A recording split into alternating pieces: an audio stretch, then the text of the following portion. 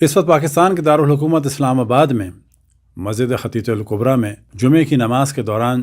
جو ایک سانحہ وقوع پذیر ہوا کہ جو ایک وہابی دہشت گرد کہ جس کا تعلق طالبان سے اور IS سے ہے، اس نے خود کچھ دھماکہ کیا کہ جس کے نتیجے میں 50 کے قریب مومنین شہید ہوئے اور 150 کے قریب اس وقت شدید زخمی ہیں، اور ممکن ہے کہ شہداء کی تعداد مزید بڑھ جائے۔ ان کاموں کی جتنی مذمت کی جائے کم ہے،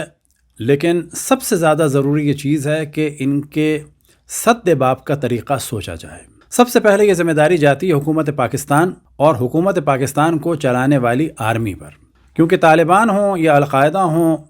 یا دیوبندی دہشت گرد کا نیٹ ورک ہو یا کشمیر کے نام پر اہل حدیث دہشت گردوں کا نیٹ ورک ہو، اس سب کے پیچھے پاکستان آرمی تھی۔ انہوں نے ان طالبان کو بنا تو دیا، لیکن یہ نہیں سوچا تھا کہ اس کے بعد ہوگا کیا۔ گو کہ اب پاکستان آرمی طالبان سے برسر پیکار ہے، لیکن انہیں شدید ایکشن لینا ہوگا، ورنہ یہ پورے ملک کو برباد کر کے رکھ دیں گے، جس طرح سے اس وقت یہ لوگ بلوچستان کے امن و امان کو بھی خراب کر رہے ہیں۔ ان دھماکوں کے پیچھے جہاں وہ لوگ ہیں کہ جنہوں نے یہ دھماکے کیے، تو وہاں پر وہ ملا بھی ہیں جو ان دھماکوں کے لیے راہوں کو ہموار کر رہے ہیں۔ اسی اسلام آباد میں اورنگزیب فاروقی جگہ جگہ تقریریں کر رہا ہے اور شیعوں کی تکفیر کر رہا ہے۔ یہ کیسے ممکن ہے کہ پاکستان کے دارالحکومت میں کہ جہاں پر ایک چڑیا بھی بغیر آرمی کی اجازت کے پر نہیں مار سکتی، وہاں پر اورنگزیب فاروقی اتنی غلیظ زبان استعمال کر رہا ہے؟ یہ ذمہ داری ہے پاکستان کی آرمی کی، خصوصاً حکومت کے بارے میں ہم یوں نہیں کہتے کہ حکومت تو کچھ پاکستان میں کر ہی نہیں سکتی۔ ہر حکومت کے پیچھے، چاہے وہ بھٹو حکومت ہو، چاہے وہ نواز شریف حکومت ہو، چاہے وہ عمران خان حکومت ہو، سب کے پیچھے آرمی ہے۔ لہٰذا ہمارا مطالبہ آرمی سے ہے کہ ان دہشت گرد قسم کے ملاؤں کی ان نفرت آمیز گفتگوؤں کو اور تقریروں کو روکا جائے اور ان کا کچھ علاج کیا جائے۔ جب تک ان کا علاج نہیں ہوگا اس وقت تک دہشت گردی کو نہیں روکا جا سکتا۔ پاکستان میں عموماً اہل سنت حضرات کہ جو انڈیا میں ایک قتل بھی ہو جائے کسی مسلمان کا تو شور مچا دیتے ہیں، لیکن وہ یہاں پر خاموش رہتے ہیں۔ یہی حال ہے انڈیا کے مسلمانوں کا کہ اگر وہاں کسی ایک بھی مسلمان کے ساتھ RSS کچھ کر دے تو وہ سوشل میڈیا بھر دیتے ہیں، لیکن جب پاکستان میں کچھ ہوتا ہے تو وہ لوگ انڈیا میں بالکل خاموش رہتے ہیں۔ یاد رکھیں، جو کچھ پاکستان میں ہو رہا ہے اس کا نتیجہ خود بخود انڈیا میں ظاہر ہوگا، کیونکہ وہاں پر بھی لوگ یہ کہیں گے کہ اگر پاکستان میں مارا جا سکتا ہے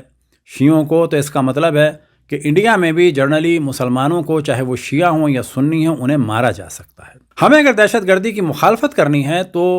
صرف اس وقت نہیں کرنی کہ جب کوئی اپنا مارا جائے، بلکہ جب بھی کوئی بھی مظلوم، چاہے وہ ہندو ہو، چاہے وہ مسیحی ہو، چاہے وہ احمدی ہوں، اور چاہے وہ کسی بھی فرقے کے ہوں، دیوبندی ہوں، بریلوی ہوں، شیعہ ہوں، جب بھی مارا جائے تو اس دہشت گردی کی مخالفت کرنی چاہیے۔ اس وقت اسپتالوں میں خون کی ضرورت ہے، مومنین کی ذمہ داری ہے کہ خون بھی دیں اور کوئی ایک مرکزی فنڈ بنائیں تاکہ کوئی اور اس نام سے پیسے جمع نہ کر سکے اور وہاں پر فنڈ زیادہ سے زیادہ جمع کیا جائے۔ اسی طرح سے پاکستان کی حکومت اور آرمی کی ذمہ داری ہے کہ صرف پاکستانی حکومت کے خزانے سے ان کی مدد نہ کی جائے، آرمی خود ایک مملکت کی طرح سے، ان کے پاس بلینز آف ڈالر ہیں، وہ بھی اپنے پاس سے ان مومنین کا علاج کرائیں، ان کو CMH میں منتقل کریں۔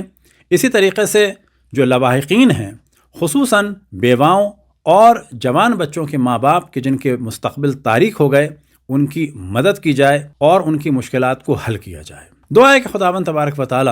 ان دہشت گردوں کو نیست و نابود فرمائے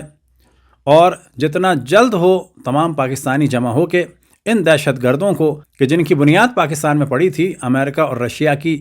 جنگ کی وجہ سے،